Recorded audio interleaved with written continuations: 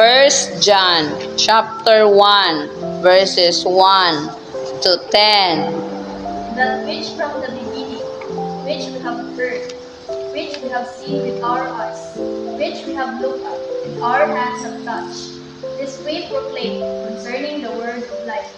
The light appeared, we have seen it, and testified to it. And we proclaim to you the eternal life, which was with the Father, and has appeared to us.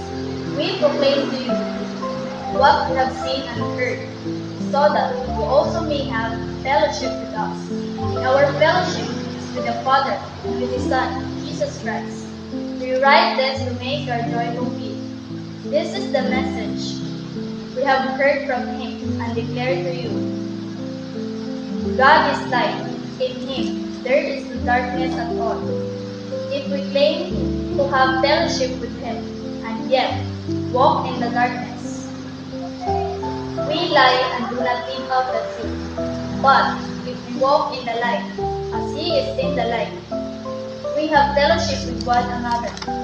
And the blood of Jesus, His Son, purifies us from all sin.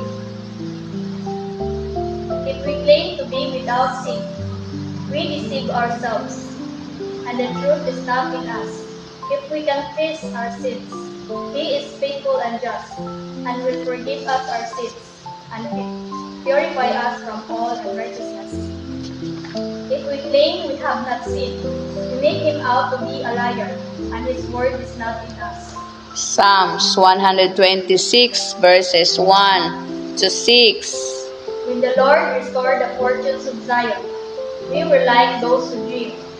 Our mouths were filled with laughter, our tongues with songs of joy. Then it was said among the nations, the Lord has done great things for them.